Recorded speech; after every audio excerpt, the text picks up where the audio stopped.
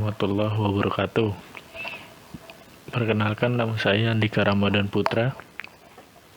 NIM saya 3419040. Saya dari Prodi Komunikasi Penyiaran Islam. Kali ini saya akan menjelaskan sedikit tentang analisis anak jalanan dalam sudut pandang sosiologi. Jika dilihat dari perbedaan kelas sosial, status sosial adalah lokasi atau posisi seseorang dalam sistem sosial yang hierarkis, yang sekaligus menentukan peranan sosial seseorang. Kelas sosial dibagi menjadi tiga. Satu, upper class, merupakan kelompok terkecil dalam masyarakat.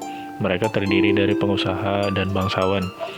Middle class merupakan golongan yang cukup banyak terdapat di dalam masyarakat. Mereka terdiri dari para pedagang dan sebagainya.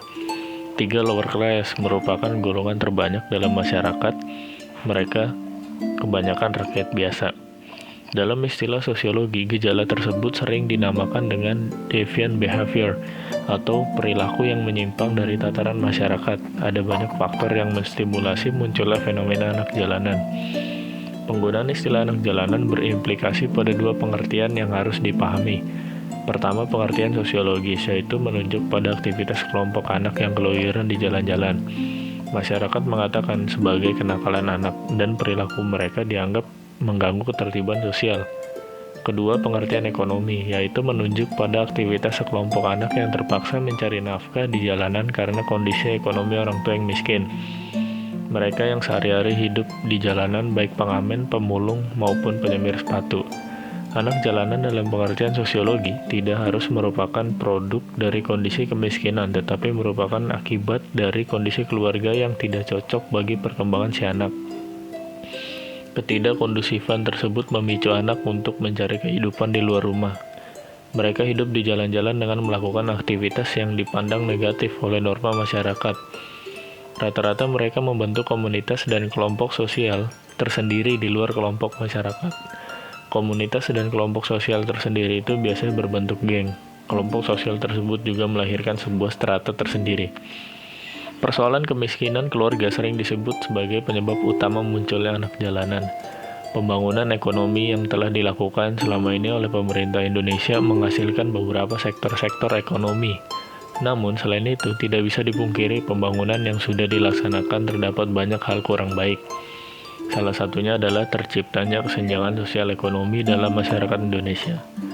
Kesenjangan sosial ekonomi tersebut memunculkan berbagai permasalahan yang banyak muncul di perkotaan. Salah satunya yaitu adanya fenomena pengamen semakin meningkat jumlah dengan membawa bentuk permasalahan baik di dalam lingkungan pengamen maupun permasalahan di lingkungan masyarakat sekitar.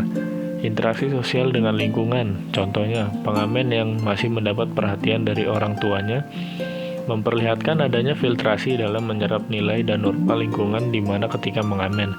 Hal tersebut dapat dilihat dalam tingkat ketahanan diri pengamen terhadap kecenderungan perilaku menyimpang seperti tindak asusila maupun tindak kejahatan yang lain.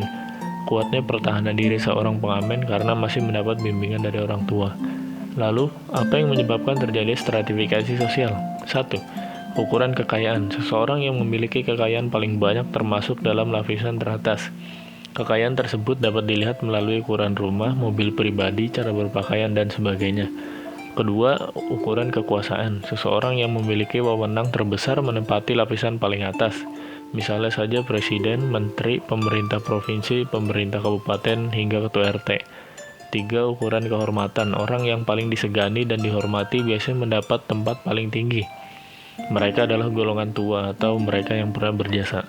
Terakhir 4. Ukuran ilmu pengetahuan. Seseorang yang memiliki derajat pendidikan yang tinggi menempati posisi teratas dalam masyarakat. Misalnya seorang sarjana lebih tinggi tingkatannya daripada seorang lulusan SMA. Akan tetapi, urusan tersebut kadang menyebabkan terjadinya efek negatif karena ternyata bukan mutu ilmu pengetahuannya yang menjadi ukuran, melainkan ukuran gelar kesarjanaannya. Ukuran-ukuran di atas tidaklah bersifat limitatif. Jadi kesimpulannya adalah manusia sekarang hidup dengan status dan peranan. Jadi dengan semakin banyak peranan di masyarakat maupun diri sendiri, semakin tinggi juga statusnya.